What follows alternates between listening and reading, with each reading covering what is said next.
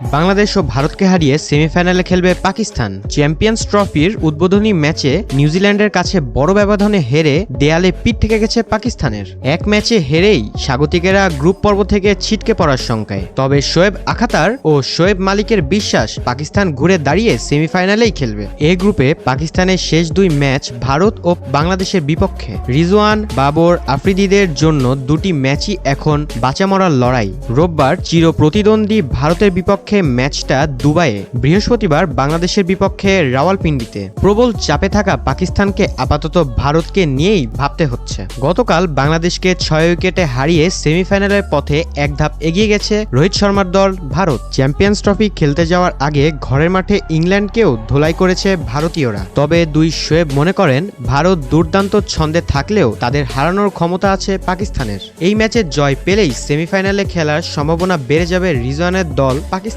2017 সালে পাকিস্তানের হয়ে চ্যাম্পিয়ন্স ট্রফি জেতা শোয়েব মালিক তার ইউটিউব চ্যানেলে বলেছেন, আমি খুব আশাবাদী যে পরের ম্যাচে আমাদের ভারতকে হারানোর দারুণ সুযোগ আছে। এরপর বাংলাদেশের সঙ্গেও জয়ের ধারা অব্যাহত রাখতে হবে। এটা ঠিক যে আমাদের মনোবল এখন তলানিতে, আত্মবিশ্বাসও কমে গেছে, কিন্তু আমার মনে হয় এখনো নিজেদের চেনানোর বাকি আছে। ভারতকে বিপক্ষে জেতার সামর্থ্য আমাদের দলের আছে, কিন্তু এখন দায়িত্বটা তাদের খেলোয়াড়দের, সিনিয়রদের বাড়তি দায়িত্ব নিতে হবে। এগুলো সব বলেন শোয়েব মালিক। রোহিত কোহলিদের বিপক্ষে ম্যাচে চাপ থাকলেও রেজওয়ানের দলকে সুযোগ হিসেবে দেখার পরামর্শ দিয়েছেন শোয়েব মালিক। তিনি আরও বলেছেন, ভেবে দেখো, ভারতকে বিপক্ষে বাঁচা মরার ম্যাচটা যদি কেউ জেতায় তাহলে রাতারাতি মহাতারকা হয়ে যাবে। তাই চাপ থাকলেও এটাকে সুযোগ হিসেবে নাও। ক্রিকেট ইতিহাসে দ্রুততম বোলার শোয়েব আখতার পাকিস্তান দলকে দৃঢ় সংকল্প নিয়ে আগ্রাসী ক্রিকেট খেলার আহ্বান জানিয়েছেন। তিনি বলেছেন, রক্ষণাত্মক না হয়ে তোমরা আক্রমণাত্মক ক্রিকেট খেলো। ভারতের বিপক্ষে তোমাদের শুভকামনা জানাই।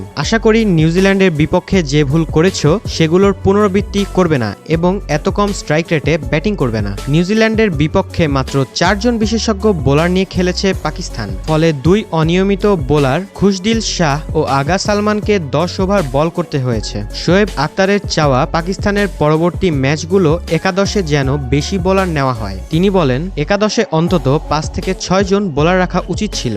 ভারত সাধারণত 5 থেকে 6 জন বোলার নিয়েই একাদশ সাজায়। ভারত কখনো কখনো 7 জন বোলার নিয়েও খেলে। আবারও বলছি, আমাদের পরিকল্পনা প্রক্রিয়ায় কিছুটা ঘাটতি আছে। তোমরা নিজেরাই নিজেদেরকে কঠিন পরিস্থিতিতে ফেলেছ।